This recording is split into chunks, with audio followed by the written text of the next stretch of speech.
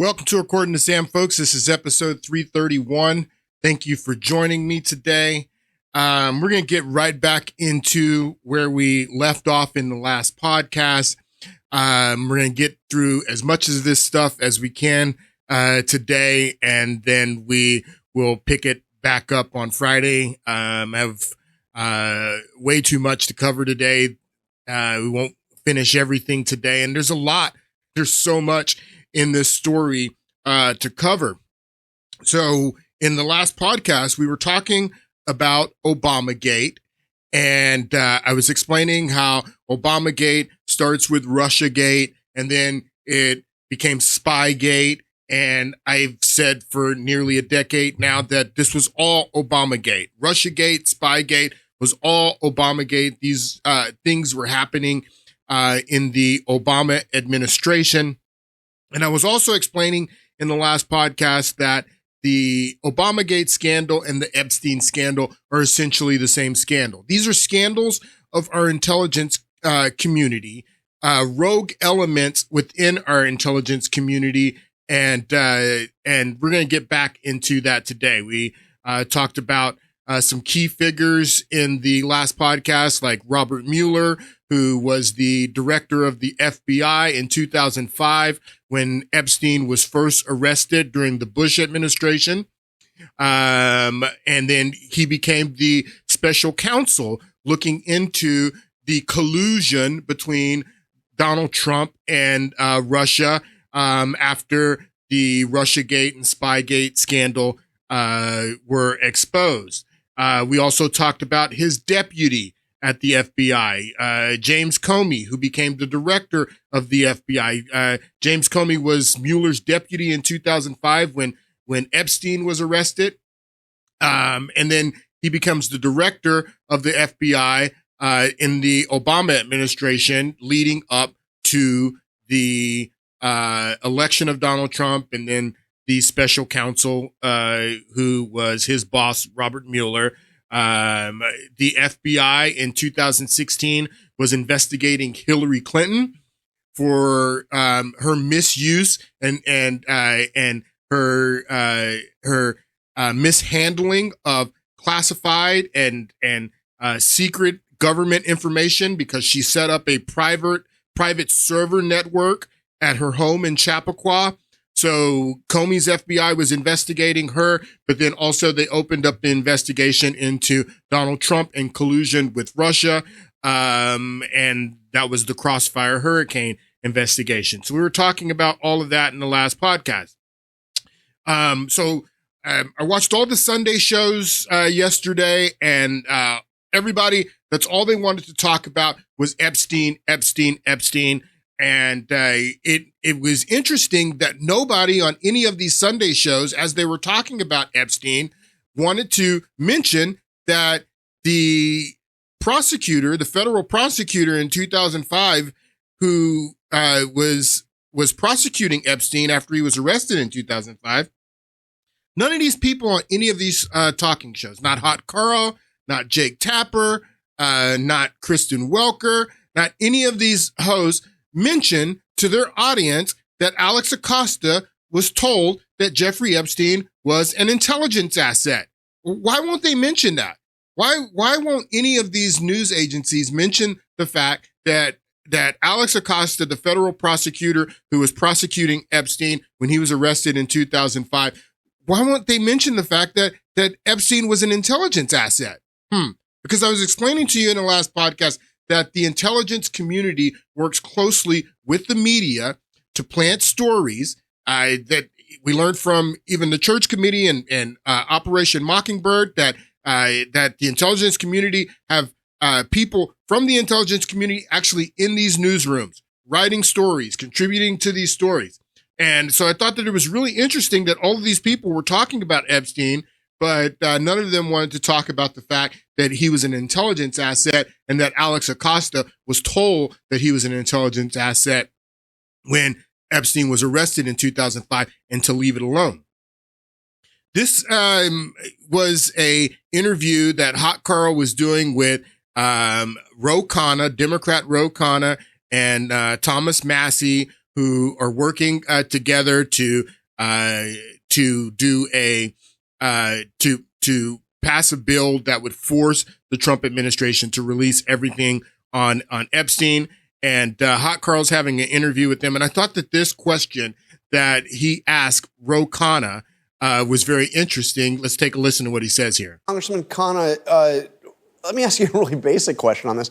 Why are Democrats suddenly interested in the Epstein case? I mean, did you ask the Biden Justice Department to release these files? So I thought that was very interesting. So he's which is a legitimate question, Hot Carl. It's a legitimate question. Why are Democrats all of a sudden, after the 4 years of Biden, no one asked for the Epstein files? No one was looking for none of the Democrats were looking for the Epstein files. The Democrats were actually calling Republicans and Republican voters who were focusing on Epstein. They were saying that's conspiracy theory. That's conspiracy theory. So Hot Carl asked Ro Khanna, why are you all of a sudden interested in the Epstein files? Well, I find that question, even though it's a legitimate question, I find that question very interesting, Hot Carl, because why is ABC News suddenly interested? Why is ABC News suddenly interested in the Epstein files? If you remember, this was the video that was leaked by Project Veritas about how the ABC reporter wanted to report on Epstein years ago. She had all the stories. She had Clinton. She had everything. And ABC News killed the story. So the same question that you have for Ro Khanna, Hot Carl, the same question you have for him, why are Democrats all of a sudden interested in Epstein? I have that question for you. Why is ABC News all of a sudden interested in Epstein? I've had the story for 3 years. I've had this interview with Virginia Roberts. We would not put it on the air. First of all, I was told, who's Jeffrey Epstein? No one knows who that is. This is a stupid story. Yeah, she was told by her executives and her editors and producers at ABC News that this is a stupid story. Who is Jeffrey Epstein? So just like you're asking Ro Khanna, why are Democrats suddenly interested in Epstein? I have that same question for you, Hot Carl. Why is ABC News all of a sudden interested in Epstein? I've had the story for 3 years. I've had this interview with Virginia Roberts. We would not put it on the air. First of all, I was told, who's Jeffrey Epstein? No one knows who that is. This is a stupid story. Then the palace found out that we had her whole allegations about Prince Andrew and threatened us in a million different ways. We were so afraid we wouldn't be able to interview Kate and Will that also quashed the story. And then Alan Dershowitz was also implicated in it because of the planes.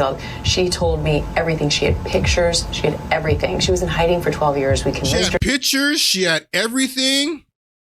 ABC News killed the story. But all of a sudden, ABC News is very interested in the Epstein story. Shame on you, Hot Carl. I mean, you ask a legitimate question to Ro Khanna, but that same question could be asked of you.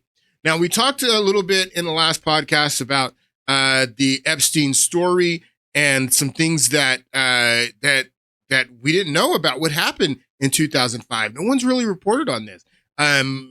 Jake Tapper covers some of this stuff. I want you to take a listen to, we covered some of this in the last podcast, but some of this we didn't talk about in the last podcast. I think that this is very interesting. And this proves Jake Tapper talked about this on his show yesterday on State of the Union. Didn't mention that Alex Acosta was told that Epstein was an intelligence asset and that he belonged to intelligence. He didn't mention that, but he mentions all this stuff. Take a listen. About the Jeffrey Epstein case are everywhere you look right now, but here are 5 shady things you probably didn't know about the 2008 sweetheart deal. 5 shady things about the 2008 sweetheart deal when George W. Bush was president, when Robert Mueller was director of FBI, when Alex Acosta was told that Epstein belonged to intelligence and to leave it alone. It helped Epstein evade justice. This is all based on CNN reporting, court documents, and the book Perversion of Justice, written by Julie K. Brown, a Miami Herald reporter who extensively covered the case. 1. When law enforcement officers showed up to Epstein's Florida mansion in 2005, there were signs he had been tipped off they were coming. Brown reports 6 computer hard drives had been ripped out of the wall, leaving only dangling wires behind. And surveillance cameras had been disconnected. That's according to the detective who conducted the search. 2. The detective in charge of the case had more than a dozen victims willing to testify. The grand jury heard testimony that Epstein had raped multiple teenage girls. But the U.S. attorney in Florida gave Epstein a lenient plea deal, charging him with only 2 counts of solicitation. Okay, so this is the point right there. You're talking about the U.S. attorney, Alex Costa, gave him this lenient deal. This is the point where Jake Tapper, you mentioned that Alex Acosta was told that Epstein was intelligence and to leave it alone. Why don't you mention that? He doesn't mention anything about Alex Acosta being told that he was intelligent to leave it alone, and that's why he got the sweetheart deal in 2008. Instead of what could have been life in prison, he served 13 months, much of which was on work release. 3. The victims were not told about the plea deal, despite a law requiring them to be notified. According to Brown's book, federal prosecutors had claimed they didn't have to tell the victims because it was a state plea, not a federal one. And then they made it a state plea. They made it a state case and then took it out of the federal jurisdiction and made it a state case, which is part of the sweetheart deal. So he's not considered a felon, and then he doesn't have to register as a sex offender. I think that it's hilarious. If you go back to the podcast we did last week, where Alan Dershowitz is saying, if Epstein was intelligence, he would have surely told his lawyer that he was intelligence to get, a better deal. How are you going to get a better deal than this, Dershowitz? 4. The judge. This is the most interesting part. Listen to this. This shady stuff that happened in 2008 when Epstein was arrested under the Bush administration. The judge. What about the judge, Tapper? Who was assigned to the case for more than a year and had a history of criticizing lenient plea deals, was absent suspiciously. Oh, the judge is just suspiciously absent. Epstein's getting tipped off before the raid, so he's removing hard drives. He's getting work release plea deals. They're not telling his victims about it. And then the judge, who had been working on the case for over a year, when the plea deal happens, the judge is missing. All this stuff happened because he's intelligent. He was part of the intelligence. He's an intelligence asset. Why aren't you telling your viewers that, Tapper? On the day the plea deal was approved. That's right. Brown details in her book that a retired senior judge filled in that day, what she calls one of the most enduring mysteries of the case. Enduring mysteries. 5. The only victim who testified before the state grand jury was 14 years old at the time of the assault. But in the plea deal, they used a victim who was 17 years old. The 14-year-old's lawyer told Brown he was caught off guard when his client wasn't in the plea. And that change meant that Epstein would not have to register in the future as a sex offender in plenty of jurisdictions where sex with a 17-year-old is legal. So he got a sweetheart deal, Alan Dershowitz. He didn't need to inform you that he was intelligence to get the sweetheart deal. Like I said, when we were talking about this, that Robert Mueller and Alberto Gonzalez, DOJ, they didn't need to tell, he didn't need to tell his lawyers that he was intelligence. They knew he was intelligence, and they were working on getting him the sweetheart deal. So that all happened under the Bush administration, George W. Bush. This guy is so disgusting. All of these people, George Bush, Obama, his cousin. If you guys don't know that Obama and Bush are cousins, they're cousins. I mean, all this dirt happened under the Bush administration. And then comes this interview that Jake Tapper has with Oklahoma Senator Mullen yesterday. And what Mullen does here in this interview is not helpful at all. It's not helpful at all to, let me just play the clip and I'm going to explain to you the problem with what Mullen does here in this interview with Jake Tapper. Too. But remember, there was a plea deal that was struck in 2009, way before I was in office. No, it was 2008, Mullen. Why are you saying that it was 2009? The plea deal was in 2008, and what Mullen is doing here, he's trying to make the case that Epstein got this sweetheart plea deal under the Obama administration and not the Bush administration. And this is not helpful at all, Mullen. Senator Mullen, this is not helpful because what it looks like, you're wrong on this, first of all. The plea deal happened under the Bush administration. It was under the Bush administration that Epstein was arrested. It was under the Bush administration that Alex Acosta was told that he was intelligence and to leave it alone. All that happened under Bush. But Senator Mullen is trying to make the case that it happened under Obama. And why this is not helpful is because of the accusations, that Tulsi Gabbard is coming out with about Obamagate now, which are true and real accusations. It makes it look like you are just piling on Obama with stuff that he shouldn't be accused of. And that discredits the stuff that he actually did in his administration, the Obama stuff. No, it happened under the Bush administration, and Republicans need to be honest about the fact that Epstein got the sweetheart plea deal under Republican President George W. Bush. That Epstein was arrested under Republican President George W. Bush. Robert Mueller is a Republican. James Comey is a Republican. So trying to say that this happened under the Obama administration is not only wrong, it is defeating the. It's just not helpful, Mullen. It's not helpful at all, and you're wrong, and it just looks bad, and it looks like you're piling stuff on Obama that stuff that he shouldn't be accused of, and that discredits the stuff that he should be accused of. Transparency. We want the judges to have transparency in this too. But remember, there was a plea deal that was struck in 2009, way before I was in office, way before Trump was even considering to be in office, way before Pam Bondi was in office, way before Kash Patel was director. 2009, there was a sweetheart plea deal that was made underneath the Obama administration. It was 2008. That's not. And that sweetheart has not been exposed. No, it was 2000. Oh, it's not? Well, when was the case heard? It was 2008.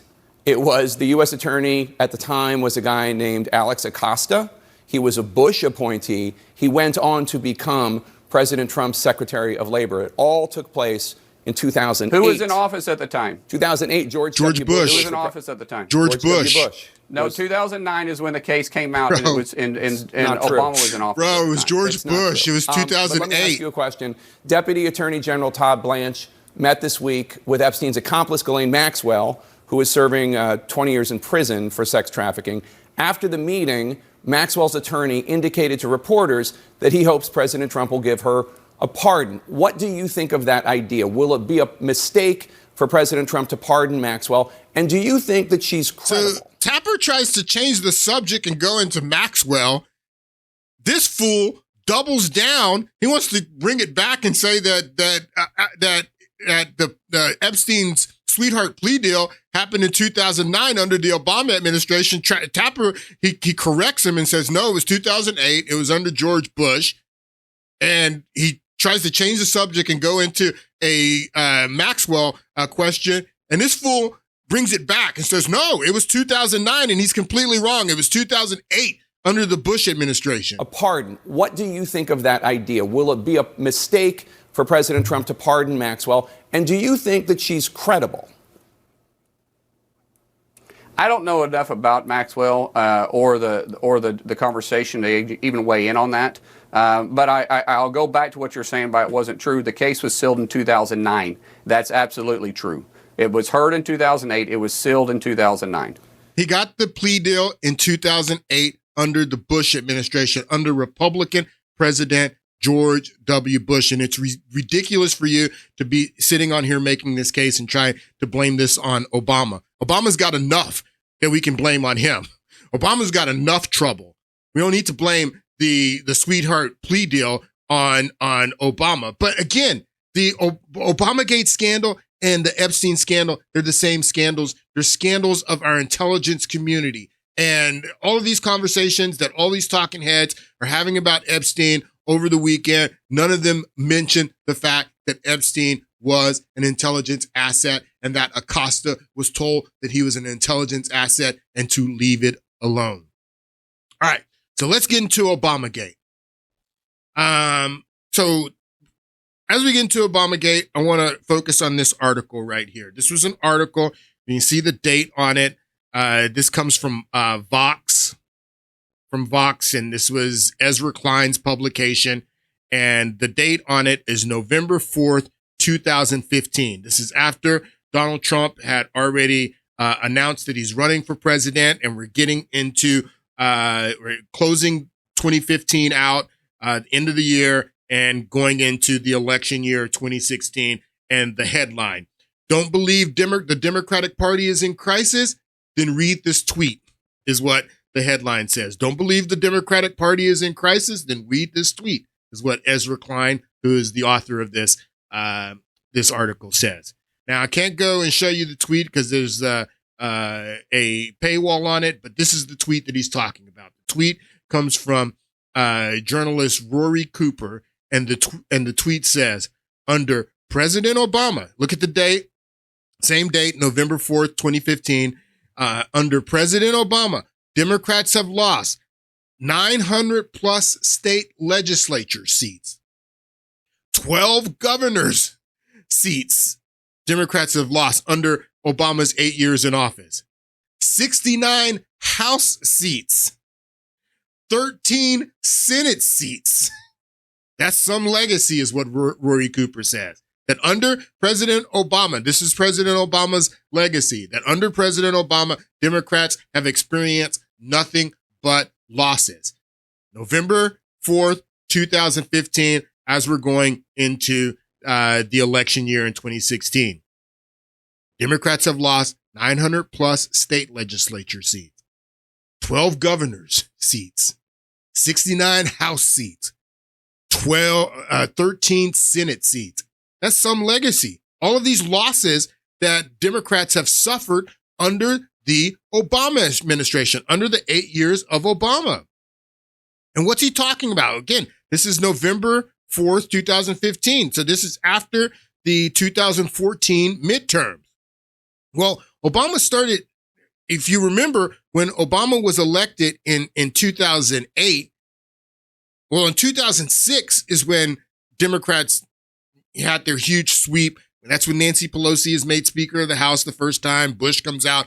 That was a shellacking. Democrats win both houses of Congress and huge majorities. And then that's 2006. And then in 2008, Obama is elected, and then Democrats increase their majorities. They get a 60-seat filibuster-proof majority in the Senate.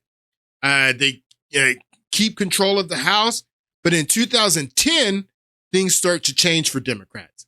In 2010 is the red wave, where Republicans win 63 House seats and they win control of the House of Representatives. This is when John Boehner takes the gavel away from Nancy Pelosi, and he becomes the Speaker of the House. And that starts in 2010. In 2012, Obama does win re-election, but he wins re-election with 400 fewer votes than he got in 2008. And Republicans increase their margins in the House of Representatives. They win more Senate seats, but they don't get control of the Senate because Democrats had a 60-seat majority. In 2012, Republicans pick up 7 Senate seats, but I mean, that still doesn't give them control of the Senate because Democrats had such a huge lead in the Senate that even though the Republicans picked up 7 seats, that still didn't give them control of the Senate. But they already won control of the House of Representatives in 2010. They maintained control of the House of Representatives in 2012. Obama does win re-election, but he wins re-election with fewer votes than he got in 2008. Quite frankly, if Republicans would have nominated a better candidate than Mitt Romney, the Republican would have beat Obama in 2012. If they would have nominated Ron Paul or somebody like that. Ron Paul was the candidate that I voted for. It's my first time voting for a Republican ever in my life was in this 2012 election. In the primary, I voted for Ron Paul. I think Ron Paul would have beat Barack Obama in 2012. Romney was a terrible candidate, but Republicans, they win the House of Representatives in 2010, the red wave, 63 seats in the House of Representatives. And then they increased their margins in 2012, despite Obama winning re-election. And then in 2014, Republicans win the Senate. They maintain control of the House of Representatives. I mean, they're killing the Republicans are killing the Democrats throughout all of this, these elections through Obama's administration. So Obama comes in with these huge majorities, 60-seat majority in the Senate, House of Representatives, and within his 8 years, Democrats have nothing but losses. 2010, lose the House of Representatives. 2012, they don't win the White House, but they pick up seats in the Senate and maintain control of the House of Representatives. And then in 2014, in that midterm, Republicans pick up the Senate and maintain control of the House of Representatives. So that's what Rory is talking about in this tweet when he says, under President Obama, Democrats have lost nothing but losses. 900 plus state legislature seats, 12 governor seats, 69 House seats, 13 Senate seats. That's some legacy, is what Rory Cooper says in November of 2015 as we're going into the 2016 election. Can you imagine that Russia needed to help whoever the Republican candidate was? If it's Donald Trump, if Ted Cruz would have won the nomination in 2016, if it was Jeb Bush who would have won, I mean, this is a trend. This is a trend that we see going on from 2010 to 2016 that Democrats are experiencing nothing but losses. They lose the House of Representatives. They lose the Senate. They lose all these governor seats. They lose all these state legislature seats. Why would the Republican nominee, whoever it is in 2016, need the Russians to help him to beat a candidate like Hillary Clinton? a completely a ridiculous candidate that the voters had already rejected in the 2008 primary, and you try to run her again in 2016, a awful candidate. Why would the Russians need to help Republicans when you look at this trend? Why would the Russians need to help the Republican candidate beat Hillary Clinton when you look at this trend? This is the trend right here. What Democrats needed in 2016 was a candidate that would be able to buck this trend. And maybe that would have been Bernie Sanders. Maybe that would have been someone else, but it wasn't Hillary Clinton. Hillary Clinton wasn't going to be the one to buck this trend. And this was the trend that Democrats were losers. Losers. They were suffering major losses. And this is what the headline says, that Ezra Klein says, don't believe the Democratic Party is in crisis. You telling me the Democratic Party was in crisis, Ezra Klein, in 2015? Yes, they were in crisis. Not as bad as the crisis as they're in today, but they were in crisis in 2015. Let's talk about the crisis that the Democrats are in today. This is Chris Cillizza. This is a video that he put out today about some recent polling about the Democratic Party. Take a listen. We are 7 months into 2025. We're 9 months since Democrats lost across the board in the 2024 election. And yet there's new polling that suggests the Democratic brand is in worse shape with voters than it has ever been in the history of modern polling. Oh, Chris Cillizza, so you're saying that the Democratic Party is even in worse shape than it was back in 2015? When they suffered all these losses, are you telling me that the Democratic Party is in worse shape today than it was even in 2015? Tell us more. Across the board in the 2024 election. And yet there's new polling that suggests the Democratic brand is in worse shape with voters than it has ever been in the history of modern polling. Yes, interesting. You heard that right. All right, let me just go through a few numbers. So Wall Street Journal came out with a poll late last week. This is a poll conducted by one Republican pollster and one Democratic pollster, a long history of being very good. They found that the Democratic Party's favorable number among the public was 33%, with a 63% 63% unfavorable. So a 30-point net negative rating for Democrats. That is the worst in terms of the favorable number, 33%. The lowest favorable number the Wall Street Journal has ever found in the history of its polling going back to the 1990s. Interesting. So you're going to tell me that Republicans, if they win the midterms next year, it's because of the Russians? It's because of the Russians if they win the midterms next year? No, this is a trend. This is a trend, quite frankly, going back to the Obama administration. Found that the Democratic Party's favorable number among the public was 33% with a 63% unfavorable. So a 30-point net negative rating for Democrats. That is the worst in terms of the favorable number, 33%. The lowest favorable number the Wall Street Journal has ever found in the history of its polling going back to the 1990s. Now, I can hear some of you saying, yeah, well, Donald Trump's unpopular too. And you're right. In that poll, Donald Trump was underwater. 46% approval, 52% disapproval. But the Democrats are worse. The problem is that people don't like Trump, but they like Democrats even less. Let me just go through two issues. They like Democrats even less. Go ahead, Chris. So Donald Trump, when people were asked about Donald Trump's handling of inflation, 11% more disapproved than approved. All right, negative 11 in terms of his gap there. Democrats were worse. Were asked, which party do you trust more to handle inflation, Democrats or Republicans? It was R plus 10. So even though people don't really trust Trump to handle it, they still think Republicans broadly are a better option to handle inflation than Democrats. Same exact thing when it came to tariffs.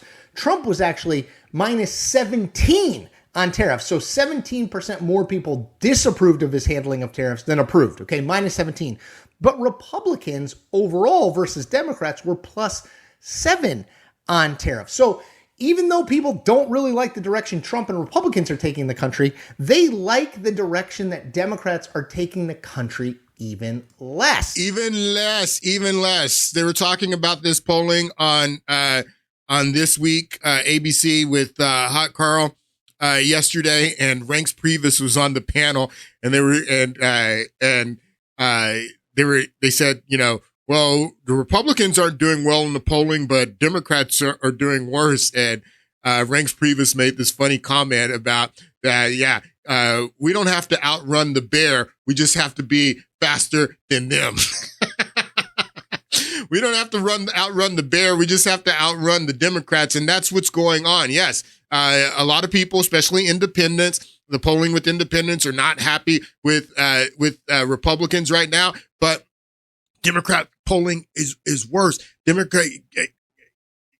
Ezra Klein is saying in this post that is focusing on Rory's tweet about all the losses that the Democrats suffered under Obama, saying they don't believe the Democratic Party is in crisis. They were in crisis in 2015, leading into 2016 election, and they're in worse crisis today, is what Chris Cillizza is saying. Worse crisis. Nobody needs the Russians to beat the Democrats.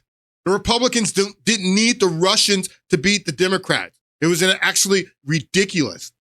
But this is what happened after the election, after the narrative that the Obama administration put out with their intelligence assessment, you know, with James Comey and his FBI and the Crossfire Hurricane investigation and all this stuff that came out of the 2016 election, that it was the Russians, that Trump won because of the Russians. Russia hacking the election to elect Trump is the end of our democracy. Votes were definitely affected. Russia hacked the election to tilt it to Mr. Trump. The Russians definitively hacked the election. Russia did hack the election. No doubt. The Russians hacked the election. Yes. Jay Johnson. If you don't know who Jay Johnson. The election. No doubt. The Russians. Jay Johnson was the director of Homeland Security. Russia hacked the election. Hacked the election. Yes.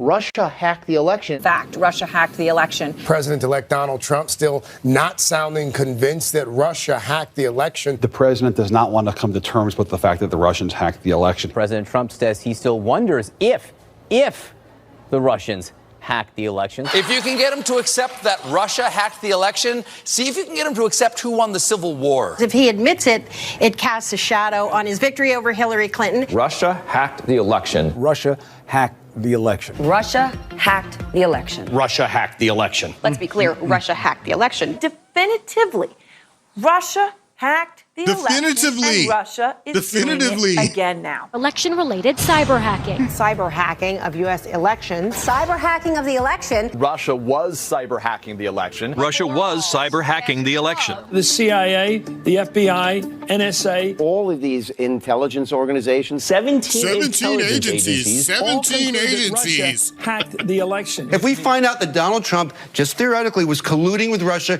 while they were hacking the election, that is completely impeachable. This dossier alleged a conspiracy between the Trump campaign the Steele dossier. So Russia hacked the election. That's how Trump won. That became the narrative. Not that all of these losses that Democrats have suffered, year after year of the Obama administration leading up to the 2016 election. No, Trump only won because Russia hacked the election is what all these talking heads came from. So where did this narrative come from that Russia hacked the election? This is Obamagate, people. All right. So let's talk about some dates, and the dates are very important. The date on this segment is July 24th, and this is the day after the first day of the Democratic National Convention in Philadelphia in July of 2016, and this is when WikiLeaks makes its first dump of the DNC emails, and they show with these DNC emails that the DNC was rigging the primary against Bernie Sanders, who may have done a lot better to buck this trend, because Hillary Clinton wasn't going to do it. So WikiLeaks releases all these emails on the first day of the DNC on July 23, 2016, to show that the DNC had rigged the primary for Hillary Clinton. Debbie Wasserman Schultz, who is the chairman of the DNC, she has to step down because she's exposed that they rigged the primary for Hillary Clinton. So this is the very next day after that. Robbie Mook, who is Hillary Clinton's campaign manager, is having an interview with Jake Tapper, and he knows immediately that the Russians are responsible for these WikiLeaks dump of all these emails. He knows that it's the Russians. This is before any intelligence assessment. This is before Clapper and Jay Johnson come out with their letter about the Russians. This is the day after this leak, and Robbie Mook, Hillary Clinton's campaign manager, he already knows that it's the Russians. Joining me now is Clinton campaign manager Robbie Mook. Robbie, thanks so much for being here. Appreciate it. My pleasure. So I have to ask, what is the reaction of the Clinton campaign to these DNC leaked emails suggesting that top officials, including the CFO there, were actively discussing ways to hurt Bernie Sanders in the primaries? Well, I think the DNC needs to look into this and take appropriate action, and I'm sure that they will. What's disturbing to us is that experts are telling us that Russian state actors broke into the DNC, stole these emails, and other experts are now saying the Russians are releasing these emails for the purpose of actually. So it's not that it's not that WikiLeaks is releasing these, which WikiLeaks, I've told you, WikiLeaks, they set themselves up as a place where whistleblowers and leakers could come to expose corruption throughout all governments, but particularly the United States government. And WikiLeaks was celebrated back in the Bush administration when they exposed the Bradley Manning leaks, and they worked with the New York Times and the Guardian, and all the Democrats were celebrating WikiLeaks. But now when WikiLeaks releases these DNC emails showing how the DNC is rigging the primary against Bernie Sanders for Hillary Clinton, and that's the question that Jake Tapper asked Robbie Mook, he immediately pivots to the Russians. That experts have told us that the Russians are responsible. Who are these experts? Someone needs to get Robbie Mook under oath in front of people to ask him questions. Who were the experts that were telling you in July 24th, 2016? Who were the experts and the other experts that were telling you that the Russians were responsible for these WikiLeaks dumps? Who were these experts? Where'd this come from? But he's already, the day after the leak, saying that that it's the Russians, and this is coming from experts. This is crazy. And take appropriate action, and I'm sure that they will. What's disturbing to us is that experts are telling us that Russian state actors broke into the DNC, stole these emails, and other experts are now saying that the Russians are releasing these emails for the purpose of actually helping Donald Trump. I don't think. All right, so the Russians are doing this to help Donald Trump. They know that it's the Russians. The day after the leaks come out, it's the Russians, he knows. And again, this is July 24th. This is before any assessment from the intelligence community. This is before the letter that the DNI and Homeland Security put out on, look at the date here, October 7th. So this letter doesn't come out until October 7th. So in July, Robbie Mook is saying that we know that it's the Russians because experts are telling us that this is the Russians. And then on October 7th, July 24th says August, September, and then October 7th. So 2 months later, this letter comes out from the DNI, Jake Tapper, and Jay Johnson from Homeland Security. Both of these agencies are agencies that came about after 9/11. There was no Department of Homeland Security before 9/11. There was no DNI before 9/11. Both of these agencies come about after 9/11. Let's read a little bit of this. Joint statement from the Department of Homeland Security, Jay Johnson, and the Office of Director of National Intelligence, James Clapper, on election security.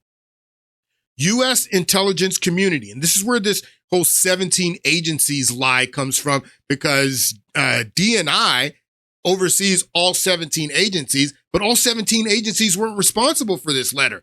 The only people that are responsible for this letter are DNI, Jake Tapper, or Clapper, and Jay Johnson from Homeland Security. It wasn't all 17 agencies, but because DNI oversees all 17 agencies, that's why they say the U.S. intelligence community, USIC, U.S. intelligence community, is confident that the Russian government directed the recent compromises of emails from U.S. persons and institutions, including U.S. political organizations. It's the Russians, is what Clapper and Jay Johnson are saying in this October 7th letter.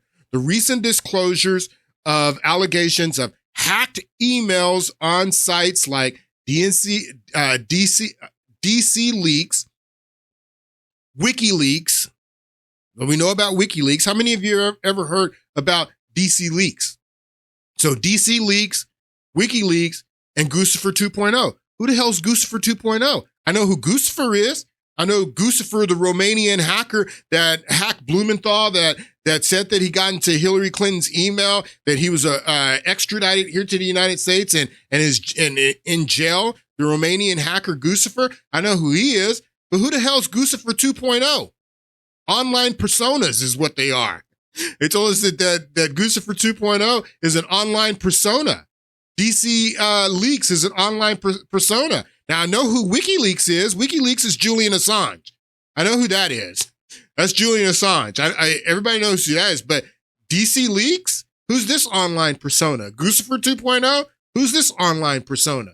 So this comes out in the letter that these online personas, DC Leaks, WikiLeaks, Guccifer 2.0, are consistent with, again, that's what they told us about Hunter Biden's laptop. Not that it was Russian disinformation, but it was consistent with the methods and motivations of Russian-directed efforts. These thefts and disclosures are intended to interfere with the U.S. election process. Such activity is not new to Moscow. The Russians have used similar tactics and techniques across Europe, Eurasia, for example, influencing public opinion. We believe, based on the scope and sensitivity of these efforts, that only Russia's senior most officials could have authorized this. So this comes out on October 7th, 2 months after Robbie Mook is saying that experts are telling us that this is the Russians. So October 7th is the date. You got to understand these dates. Pay attention to the dates. So in July, 2 months before that, Robbie Mook it's the Russians. Experts are telling us it's the Russians. And 2 months later, on October 7th, Clapper and Jay Johnson come out with a letter that it's consistent with the motivations of the Russians. It's the Russians. All right, let's listen to some of this report. We listened to it in the last podcast, but you got to understand these dates.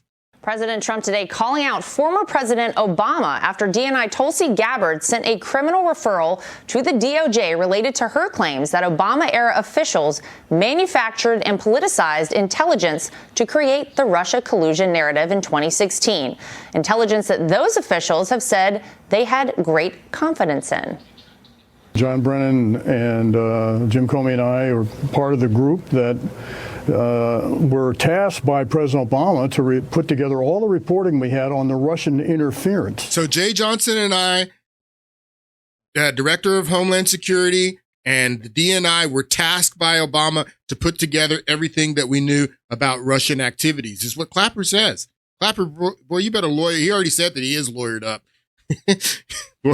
I swear. Jim Comey and I are part of the group that were tasked by President Obama to put together all the reporting we had on the Russian interference, and which we did. And then, of course, on January 6th, we issued our intelligence community assessment documenting the Russian interference, in which we had very high confidence in the evidence that we presented.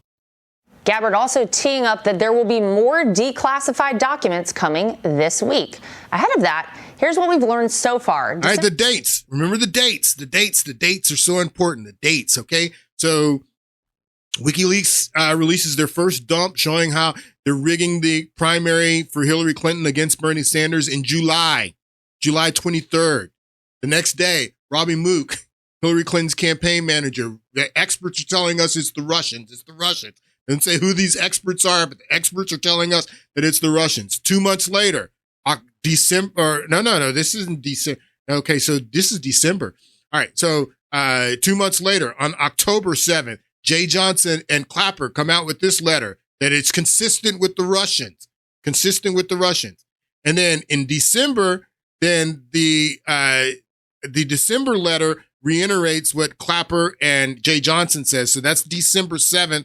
Assessment reiterates Russia didn't tamper with the election. So on December 7th, they get a intelligence assessment saying that this had nothing to do with the Russians. That this is after Clapper and Jay Johnson put out this October 7th letter saying that it's consistent with the Russians. And then the intelligence community comes out on December 7th saying, no, we don't have any evidence. There's no evidence that this is the Russians. And then December 8th is when they had prepared a presidential daily brief to Obama with this information from this assessment saying, we don't have any information, it's the Russians, on December 7th. And then they scrapped based on new guidance from Obama, they scrapped that presidential daily brief. All right, let's go back here. Classified documents coming this week. Ahead of that, here's what we've learned so far. December 7th, 2016, the assessment reiterated that Russia did not tamper with election infrastructure. Just 1 day later, the editor of that assessment canceled the brief, quote, based on new guidance. By December 9th, 2016, Obama convened National Security Council principals and ordered a new assessment. And on January 6, 2017, the new unclassified assessment was released. Comes out. Okay, so these dates are very important. December 7th, they have an assessment saying, no, we don't have any evidence that it was the Russians. December 8th, they had already composed this presidential daily brief to give to Obama, but because Trump was president-elect, get this, because Trump had already won the election, and he was president-elect, if they would have put together this presidential daily brief that says that Russia didn't tamper with the election, that presidential daily brief would not only have gone to Obama, it would have also gone to Trump because he's president-elect. So they scrapped that presidential daily brief, memory hold that, and then on the next day, Obama meets with his intelligence officials and he orders a new assessment. Obama orders the new assessment. Not only does Clapper admit that Obama does this, also John Brennan admits that Obama told us to compose a new assessment. And then on January 6th, the new assessment comes out. And that's this assessment that assessing Russian activities and intention in recent election, which I've told you that if you read this is complete nonsense. Complete nonsense. Something else that you got to understand too, that I've told you about whistleblowers and leaks. Whistleblowers and leaks is what really puts a roadblock in front of these intelligence agencies, and they have no control of. Just like after 9/11, someone leaked George Bush's August 6th presidential daily brief, where he was briefed that the terrorists were in the country and they were preparing to hijack planes. They have no control over that, these intelligence agencies. So after the fact, they have to lie and cover up because of these leaks and because of these whistleblowers. This leak, you have to understand this leak. Nobody even talks about this leak, especially in our media, because our media is working with the intelligence agencies. This was a leak that someone from the CIA, not someone, we know who it was, and he's already been arrested, but the Vault 7 leaks. The Vault 7 leaks were leaks from within the Central Intelligence that they leaked to WikiLeaks, to Julian Assange. Julian Assange got this leak. And this is March 17th is when Julian Assange puts out this leak. This is just in the beginning of the Spygate narrative. This was a few days after Donald Trump had given his speech, very first speech to the joint session. And then the next day, I said in the last podcast that it was the New York Times, but I think it was the Washington Post. But who cares?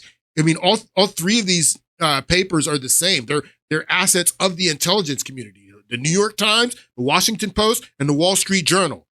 Those are intelligence assets. So I said it was the New York Times in the last podcast, but it was actually the Washington Post. Donald Trump gives that speech to the joint session on Tuesday. On Wednesday, the Washington Post comes out with this article, Jeff Sessions met with the Russians. He's a senator. He meets with Sergei Lavrov, who is the ambassador to Russia. Jeff Sessions met with the Russians. The next day, that Thursday, Mark Levin, he does his radio program, and Mark Levin is like, where did this information come from that's in the Washington Post? How did they know that Jeff Sessions, how do they know who Jeff Sessions meeting with, is what basically sums up what Mark Levin does his whole show that Thursday about how did they know? How do they know who Jeff Sessions meeting with? They have to be spying on him. They have to be spying on him is what Mark Levin, he reveals in his show on that Thursday. And that had to be March, right around this time that the Vault 7 leak comes out, because Mark Levin does that show that Thursday. And then the next day, Breitbart writes an article that summarizes Mark Levin's show saying, look, these guys are spying on Trump. They spied on Trump. They spied on his campaign. That's how they knew Jeff Sessions was meeting with Sergei Lavrov. They were spying. And then that Saturday, so Tuesday, Trump does the joint session, the speech to the joint session. Wednesday, Washington Post comes out with the article, Jeff Sessions met with the Russians. Thursday, Mark Levin does his radio show. Friday, Breitbart writes the article summarizing Mark Levin's show from that Thursday. And then Saturday morning, early Saturday morning, Trump puts out the tweet. Terrible. Just found out that Obama had my wires tapped in Trump Tower just before the victory. Nothing found. McCarthyism that Saturday morning. So Vault 7 leak comes out around this same time from WikiLeaks, where WikiLeaks releases this information that was leaked to him around this same time. Vault 7 comes out. Let's read. What is Vault 7?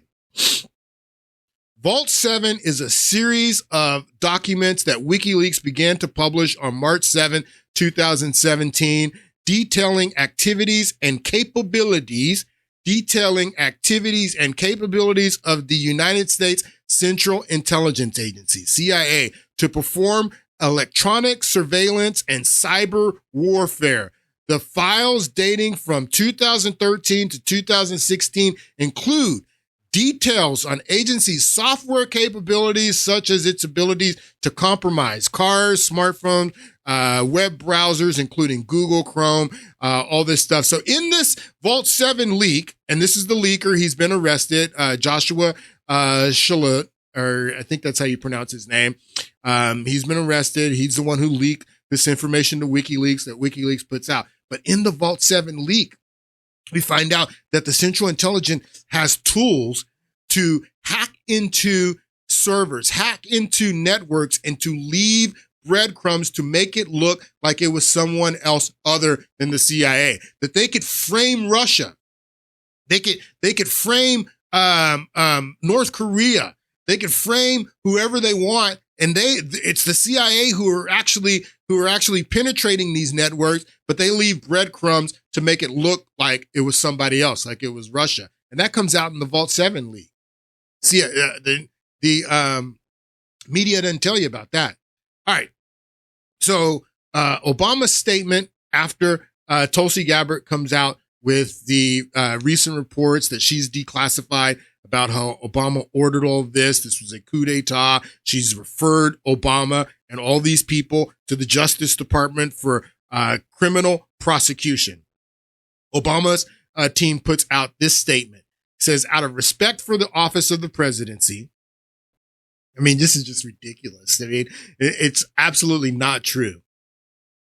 Out of respect for the office of the presidency, our office does not normally dignify the constant nonsense and misinformation flowing out of this White House. That's ridiculous in itself. First of all, you don't have any respect for the Trump presidency, and you criticize the Trump presidency all the time. What do you mean that we normally don't dignify the nonsense? You mean you comment on what Trump's doing all the time?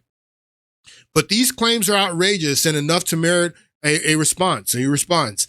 These bizarre allegations are ridiculous and a weak attempt at a distraction. And this is what, going back to what everyone's saying, that Tulsi Gabbard's coming out with this stuff now because she's trying to distract from Epstein. No, it's the other way around. Nothing in these documents issued last week undercut the widely accepted 17 agencies, which is a lie.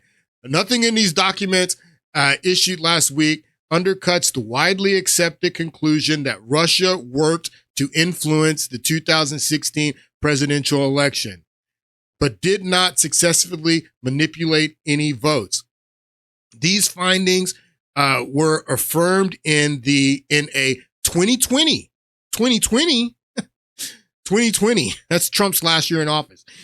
These findings were affirmed in a 2020 report by the bipartisan Senate Intelligence Committee led by Marco Rubio. So this is their statement. They came out again and saying, well, the Russians did hack the election, and the bipartisan Senate Intelligence Committee confirmed this in 2008, and that committee was led by Marco Rubio. And this is part of their statements that they are using to counter the accusations that the current DNI, Tulsi Gabbard, is making. The Senate Intelligence report that came out in 2020. What you got to understand about this is that the Senate Intelligence Community is not an intelligence agency. The Senate Intelligence Community doesn't have an intelligence agency. The Senate Intelligence Committee is dependent on the same intelligence community that created this assessment. The Brennan CIA, the Comey FBI. The Senate Intelligence Committee doesn't collect their own intelligence. They're dependent on the intelligence from the Intelligence Committee. So the only way that they can make an assessment is from using their intelligence. They don't have their own intelligence committee. And not everything that Tulsi Gabbard is releasing now was shared with the Senate Intelligence Committee. So saying that the Senate Intelligence Committee confirmed this and Marco Rubio was the head of the Senate, that doesn't mean anything because not everything was shared with the Senate Intelligence Committee. What's his name? Lindsey Graham was on Meet the Press yesterday, and he's challenged by Kristen Welker on this, and this is what he said. He's saying stuff's coming out now that I didn't know as a senator back then, and I don't necessarily believe or trust Lindsey Graham, but this is what he's saying. The origins of the Russia probe, it did not find any evidence of political interference. And Senator, at the time, you agreed with the findings of the intelligence community. I want to play back what you said at the time. Take a look. Yep. The Russians did it. It was the Russians who tried to interfere in our election.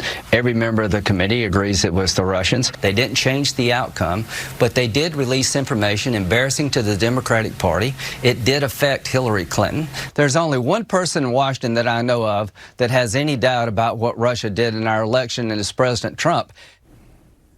Senator, are you now saying that you don't believe that Russia tried to interfere? Yeah, new information's coming out, Kristen. New information's coming out. Well, what I am saying is that you left a lot out here. It's called the Horowitz Report. It's the Mueller investigation was crooked and rotten to the core. The Washington Post and the New York Times got a Pulitzer Prize for reporting on Trump's campaign's relationship with Russia. It was all BS. All BS. At the time, I didn't know any of that.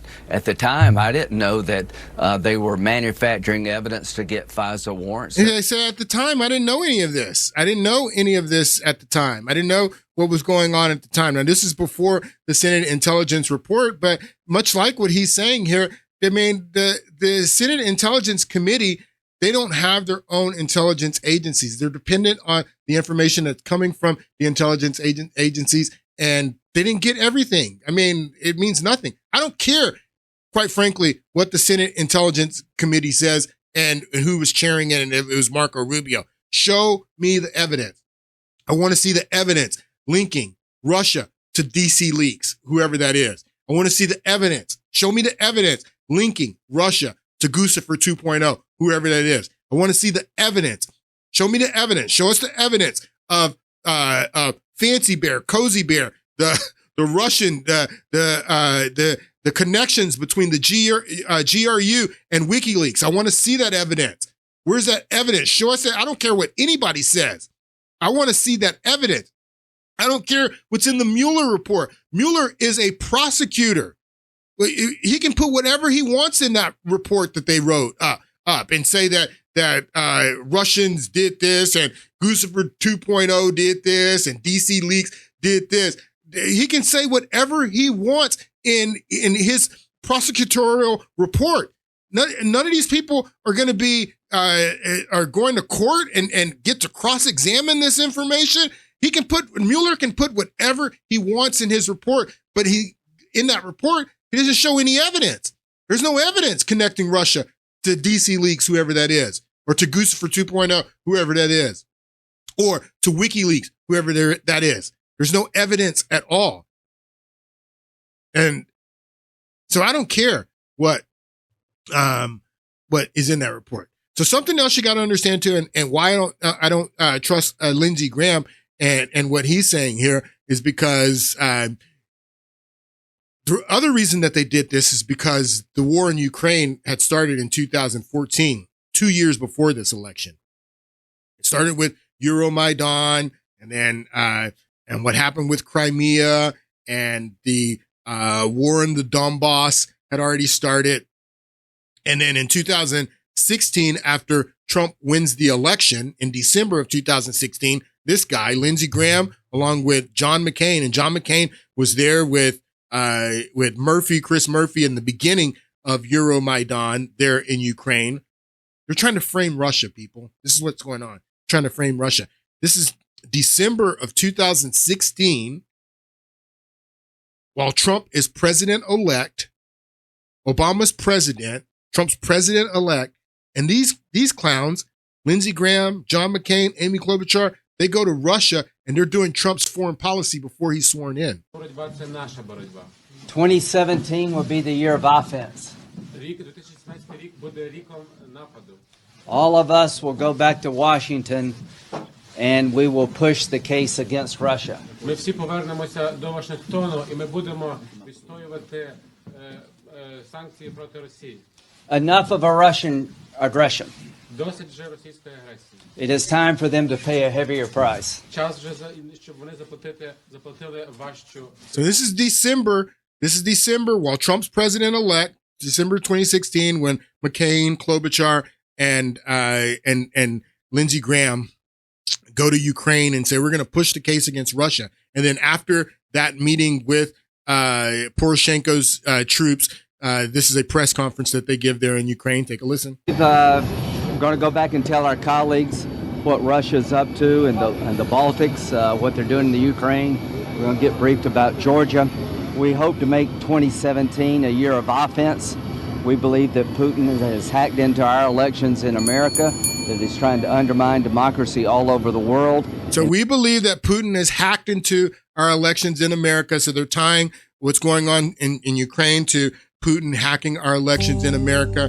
Like I said, I have a lot more to share that we'll get back into on Friday. Hope you guys have a great week, and I'll see you on Friday.